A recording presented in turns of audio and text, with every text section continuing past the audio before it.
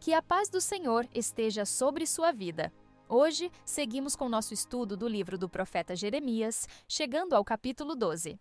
Este capítulo nos apresenta um diálogo profundo entre o profeta e Deus, onde Jeremias questiona a justiça divina diante da prosperidade dos ímpios. Ele observa que os que transgridem a vontade do Senhor parecem viver em tranquilidade, enquanto os fiéis sofrem perseguição e desprezo. O questionamento sincero de Jeremias revela a tensão entre o que ele vê e o que ele sabe sobre o caráter de Deus. O Senhor responde ao profeta não com repreensão, mas com uma revelação ainda mais profunda sobre a realidade espiritual e sobre os desafios que Jeremias enfrentaria. Ele é chamado a amadurecer, a não se escandalizar com as dificuldades e a entender que a fidelidade a Deus envolve resistência, confiança e perseverança. Além disso, Deus revela que o juízo virá também sobre a casa de Judá, incluindo aqueles que fingem proximidade com ele, mas cujos corações estão longe. Jeremias 12 é um convite à confiança na justiça de Deus, mesmo quando ela parece demorar. É também um lembrete de que o Senhor conhece os corações e que sua justiça não falha. Aqueles que se mostram falsos em sua aliança serão corrigidos, e aqueles que perseverarem encontrarão segurança na fidelidade do Altíssimo. Ao meditarmos neste capítulo, que possamos aprender a descansar na soberania divina, mesmo quando as circunstâncias nos parecem injustas aos olhos humanos. Agora, convido você a acompanhar comigo a leitura do capítulo 12 do livro do profeta Jeremias. Justo serias, ó Senhor, ainda que eu entrasse contigo num pleito, contudo falarei contigo dos teus juízos. Por que prospera o caminho dos ímpios e vivem em paz todos os que procedem aleivosamente? Plantaste-os e eles se enraizaram, crescem, dão também fruto. Chegado estás à sua boca, porém longe de suas entranhas. Mas tu, ó Senhor, me conheces, tu me vês, e provas o meu coração para contigo. Arranca-os como as ovelhas para o matadouro e dedica-os para o dia da matança. Até quando lamentará a terra e se secará a erva de todo o campo? Pela maldade dos que habitam nela, perecem os animais e as aves. Porquanto dizem, ele não verá o nosso fim. Se te fatigas correndo com homens que vão a pé, como poderás competir com os cavalos? Se tão somente numa terra de paz estás confiado, como farás na enchente do Jordão? Porque até os teus irmãos e a casa de teu pai, eles próprios procedem deslealmente contigo. Eles mesmos clamam após ti em altas vozes. Não te fies neles, ainda que te digam coisas boas. Desamparei a minha casa, abandonei a minha herança. Entreguei a amada da minha alma na mão de seus inimigos. Tornou-se a minha herança para mim como leão numa floresta. Levantou a sua voz contra mim, por isso eu a odiei. A minha herança é para mim ave de rapina de várias cores. Andam as aves de rapina contra ela em redor. Vinde, pois, ajuntai todos os animais do campo, trazei-os para a devorarem. Muitos pastores destruíram a minha vinha, pisaram o meu campo, tornaram em desolado deserto o meu campo desejado. Em desolação a puseram, e clama a mim na sua desolação. E toda a terra está desolada, porquanto não há ninguém que tome isso a sério. Sobre todos os lugares altos do deserto vieram destruidores, porque a espada do Senhor devora desde um extremo da terra até o outro. Não há paz para nenhuma carne. Semearam trigo e cegaram espinhos. Cansaram-se, mas de nada se aproveitaram. Envergonhados sereis das vossas colheitas, e por causa do ardor da ira do Senhor. Assim diz o Senhor, acerca de todos os meus maus vizinhos, que tocam a minha herança, que fiz herdar ao meu povo Israel. Eis que os arrancarei da sua terra, e a casa de Judá arrancarei do meio deles. E será que, depois de os haver arrancado, tornarei e me compadecerei deles, e os farei voltar cada um à sua herança, e cada um à sua terra. E será que, se diligentemente aprenderem os caminhos do meu povo, jurando pelo meu nome, vive o Senhor, como ensinaram o meu povo a jurar por Baal, então edificar-se-ão no meio do meu povo. Mas, se não quiserem ouvir, totalmente arrancarei a tal nação e a farei perecer, diz o Senhor. O capítulo se inicia com uma oração sincera do profeta Jeremias. Justo és, ó Senhor, quando entro contigo num pleito. Contudo, ainda falarei contigo dos teus juízos. Essa declaração revela um coração reverente, mas também honesto. Jeremias reconhece a justiça de Deus, mas se vê confuso diante da realidade que presencia. O profeta, ao observar a aparente prosperidade dos ímpios, se inquieta. Por que prospera o caminho dos ímpios? Por que vivem em paz todos os que procedem aleivosamente? A angústia de Jeremias é comum a todos os que buscam viver com integridade. O aparente sucesso dos que desprezam a justiça pode se tornar um motivo de escândalo espiritual. É importante notar que Jeremias não está questionando a justiça de Deus por rebeldia, mas por desejo de compreender os caminhos do Senhor. Ele observa que os ímpios são plantados e enraizados, que produzem fruto e prosperam, ainda que suas palavras sejam religiosas e seus corações distantes de Deus. O contraste entre aparência e realidade é evidente. Essas pessoas falam o nome do Senhor, mas não vivem sob seu governo. Esse tipo de hipocrisia é profundamente doloroso para quem ama a verdade. Jeremias, como servo fiel, sente a dor de ver a aliança sendo profanada por aqueles que a professam apenas de boca. A oração do profeta continua com um clamor por justiça. Arranca-os como ovelhas para o matadouro e prepara-os para o dia da matança. Jeremias expressa o desejo de que Deus intervenha não apenas para punir, mas para revelar publicamente a diferença entre os que temem ao Senhor e os que apenas fingem piedade. O profeta não deseja vingança pessoal, mas anseia por ver a santidade de Deus sendo reconhecida e honrada. Ele deseja que o nome do Senhor não seja profanado por aqueles que vivem na iniquidade, mas ainda assim desfrutam de posição e influência entre o povo. O clamor atinge seu auge quando Jeremias diz: "Até quando estará de luto a terra e se secará a erva de todo o campo?" O profeta percebe que o pecado dos ímpios não afeta apenas sua própria vida, mas toda a comunidade. A terra geme por causa da injustiça, a criação sofre, os animais perecem, e o povo se torna vítima das consequências da impiedade. Jeremias vê que o juízo de Deus não é apenas uma necessidade moral, é uma urgência para a restauração de toda a ordem que foi corrompida pela rebeldia humana. A resposta do Senhor ao clamor de Jeremias é surpreendente. Em vez de explicar imediatamente os caminhos da justiça divina, Deus responde com um desafio. Se te fatigas correndo com homens que vão a pé, como poderás competir com os que vão a cavalo? O Senhor está chamando o profeta a amadurecer, a compreender que a missão que ele recebeu exige resistência além do comum.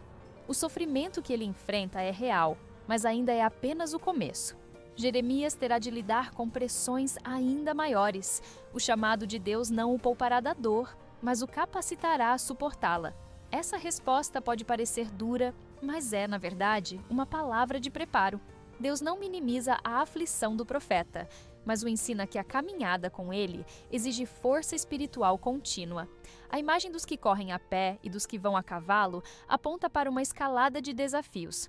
Se Jeremias está se cansando nas dificuldades atuais, como poderá permanecer firme quando vierem perseguições maiores?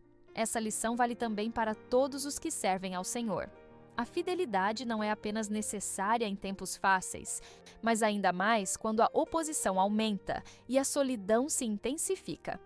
Deus então aprofunda o diagnóstico da situação, revelando que até mesmo os parentes do profeta haviam se voltado contra ele.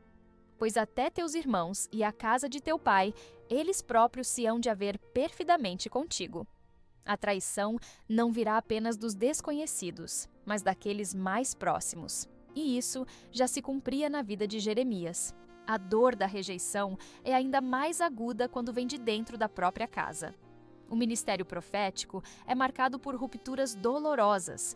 Por isso, o Senhor prepara seu servo para não confiar nas aparências e permanecer vigilante. Essa palavra do Senhor não é apenas uma advertência, mas também uma reafirmação do seu conhecimento absoluto sobre o cenário ao redor de Jeremias. O profeta não está sendo deixado no escuro. Deus vê a traição, conhece o coração dos homens e acompanha cada passo de seu servo. Isso revela intimidade entre o Senhor e aqueles que ele chama. O profeta não é tratado como um espectador, mas como participante ativo da realidade espiritual da nação.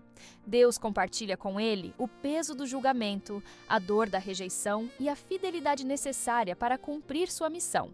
Depois de fortalecer Jeremias com um chamado à perseverança, o Senhor revela algo ainda mais profundo: a dor do próprio Deus diante da infidelidade do seu povo. Ele declara: desamparei a minha casa, deixei a minha herança, entreguei à mão dos seus inimigos a amada da minha alma. Aqui, Deus fala como um marido traído, como um pai que foi rejeitado por seus filhos, como um senhor que ama profundamente, mas que vê seu amor sendo desprezado. O abandono não é um gesto de frieza, mas o retrato de um relacionamento quebrado, onde a aliança foi violada repetidamente e agora o juízo precisa ser aplicado. A expressão amada da minha alma revela o quanto Deus valorizava seu povo. Israel não era apenas uma nação escolhida, era um povo amado. Mas esse amor foi respondido com traição, com idolatria, com rebelião. E por isso o Senhor diz: a minha herança tornou-se para mim como um leão na floresta. Levantou a sua voz contra mim, por isso eu a aborreci. A imagem é forte. Aquele que deveria andar ao lado do Senhor tornou-se como um animal selvagem, rugindo em oposição à sua vontade. Em vez de adoração, houve afronta. Em vez de submissão, houve ataque. A reação de Deus não é indiferente. O texto continua: está a minha herança para mim como uma ave de várias cores contra a qual andam de redor as aves de rapina. Essa imagem poética sugere que o povo de Deus, outrora separado, distinto, belo em sua consagração, agora está cercado por destruição. O brilho da aliança deu lugar ao desprezo das nações. O povo que deveria ser luz agora é presa fácil. A consequência do afastamento é o abandono da proteção divina. Quando o povo rejeita a presença de Deus, também perde o abrigo que vem da aliança. E então, o Senhor convoca a ação: ajuntai todos os animais do campo, vinde para devorá-la. O juízo que antes era anunciado agora se aproxima. Deus chama as nações como instrumentos da sua justiça. Isso não acontece por prazer no castigo, mas por fidelidade à sua própria palavra. O Senhor não pode ignorar o pecado, especialmente o pecado de um povo que conheceu a verdade, mas escolheu a mentira. O profeta está vendo, através das palavras divinas, não apenas o juízo vindouro, mas também o profundo lamento do próprio Deus diante da rebeldia do seu povo. O Senhor continua a descrever a ruína de sua herança com imagens fortes e dolorosas. Muitos pastores destruíram a minha vinha, pisaram o meu campo, tornaram em desolação o meu campo desejado. A figura da vinha aparece com frequência nas Escrituras como símbolo do povo de Deus. Aqui, o problema não está apenas na vinha que não deu fruto, mas nos pastores, nos líderes, que deveriam cuidar, mas destruíram. A responsabilidade do juízo se volta não apenas para o povo em geral, mas especialmente para aqueles que tinham a missão de proteger, alimentar, ensinar.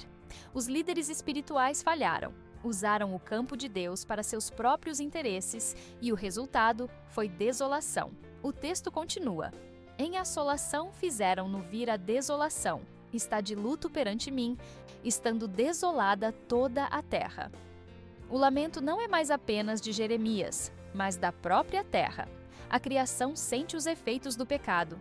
O juízo de Deus não se limita às estruturas políticas ou religiosas. Ele atinge toda a realidade. Quando o homem rompe sua aliança com o Criador, o caos se instala em todas as dimensões da vida. A terra chora porque foi pisada por aqueles que deveriam cultivá-la em justiça. A vinha do Senhor tornou-se campo de ruína. Em seguida, o Senhor diz: sobre todos os lugares altos do deserto vieram destruidores, porque a espada do Senhor devora desde uma extremidade da terra até a outra extremidade. Aqui não se trata de uma destruição parcial, mas de um juízo abrangente. Ninguém pode escapar. A espada do Senhor não é como a espada dos homens. Ela é justa, precisa e santa. Quando ele age em juízo, o faz com pleno conhecimento, com fidelidade à sua justiça e com zelo pela sua glória. A abrangência da destruição revela também a profundidade da corrupção. Não havia mais lugar onde a verdade fosse honrada, e por isso o juízo precisava ser completo. E o Senhor encerra esse trecho com uma advertência solene. Semearam trigo, mas cegaram espinhos. Cansaram-se, mas de nada aproveitaram. Envergonhar-vos-eis dos vossos frutos, por causa do ardor da ira do Senhor. Essa é uma das imagens mais trágicas do capítulo. O povo trabalhou, semeou, esperou, mas a colheita foi de espinhos. O que parecia promissor se tornou dor. O esforço humano, separado da obediência a Deus, é vão. Quando se despreza a vontade do Senhor, até mesmo o trabalho árduo se torna frustração. A vida sem aliança produz apenas ilusão, e o resultado é vergonha diante do Senhor que tudo vê. Apesar da severidade do juízo, o capítulo encerra com uma promessa surpreendente. A possibilidade de restauração não apenas para Israel, mas até mesmo para os povos estrangeiros. O Senhor diz: "E acontecerá que, depois de eu os haver arrancado, tornarei e me compadecerei deles, e tornarei a trazê-los, cada um a sua herança e cada um a sua terra." Essa palavra revela que, mesmo no contexto de disciplina, Deus não encerra sua ação com destruição. A última palavra não é o juízo, mas a misericórdia. A fidelidade de Deus à aliança inclui correção, mas também contempla restauração para os que se voltam a Ele com arrependimento. A graça que Deus anuncia aqui vai além de Judá. Ele se refere até mesmo às nações vizinhas, inimigas históricas de Israel, que participaram do engano e ensinaram idolatria. E será que, se diligentemente aprenderem os caminhos do meu povo, jurando pelo meu nome, vive o Senhor, como ensinaram ao meu povo a jurar por Baal, então serão edificados no meio do meu povo. Esta é uma declaração impressionante. Deus está dizendo que os povos que antes induziram Israel ao erro, se converterem, também poderão fazer parte de seu povo. A salvação não é limitada por fronteiras geográficas ou culturais, mas se estende a todos os que abandonam os ídolos e reconhecem o Senhor como Deus. Essa inclusão não anula a santidade de Deus, mas revela a amplitude de seu plano redentor. Mesmo aqueles que outrora foram instrumentos de escândalo e juízo, poderão, se aprenderem os caminhos do Senhor, ser edificados. A condição é clara: conversão verdadeira, abandono da idolatria, reverência ao nome do Senhor. Esse texto antecipa de forma profética o que seria revelado plenamente em Cristo, o chamado de todas as nações à adoração do Deus único. Mas o capítulo também termina com um alerta solene. Se, porém, não obedecerem, arrancarei tal nação, arrancando-a e destruindo-a, diz o Senhor. A paciência de Deus é real, mas não é permissiva. Sua misericórdia é abundante, mas não anula a justiça. Aqueles que resistirem à correção e permanecerem na rebeldia enfrentarão o juízo final. Assim, Jeremias 12 encerra com esse duplo apelo: esperança para os que se voltam ao Senhor e advertência para os que insistem em rejeitá-lo. A escolha entre vida e morte espiritual continua sendo apresentada diante de cada geração. Agora, convido você para uma breve oração. Senhor, meu Deus e Pai, te agradecemos por mais uma vez sermos instruídos pela Tua palavra. Reconhecemos que muitas vezes nos questionamos diante da prosperidade dos ímpios e até mesmo duvidamos da Tua justiça. Mas hoje aprendemos que Tu és fiel em tudo o que fazes, que corriges com justiça, mas também restauras com misericórdia. Ensina-nos a confiar mesmo quando não compreendemos, a caminhar contigo mesmo em meio às dores e a guardar a Tua aliança com integridade. Que sejamos encontrados fiéis no dia da Tua visitação e que nossa vida Te honre em todo o tempo. Em nome de Jesus Cristo, nosso Senhor e Salvador, oramos e agradecemos. Amém. Agradecemos pela sua presença aqui neste canal de estudo, onde vimos o capítulo 12 de Jeremias. Prepare-se para nosso próximo estudo, que será o capítulo 13. Se esta mensagem tocou o seu coração, compartilhe-a com aqueles que precisam ouvir sobre o amor, a justiça e a soberania de Deus. Cada compartilhamento é uma semente lançada em solo fértil. E o Senhor, em sua infinita graça, abençoa aqueles que dedicam suas vidas a espalhar a verdade de sua palavra. Junte-se a nós nesta missão de alcançar mais vidas com a mensagem do Evangelho. Compartilhe este estudo com amigos, familiares e em suas redes sociais, permitindo que mais pessoas conheçam a fidelidade do Senhor e encontrem segurança em sua presença. Que o Senhor abençoe sua vida abundantemente, renove suas forças e o guie em cada passo do caminho. Amém.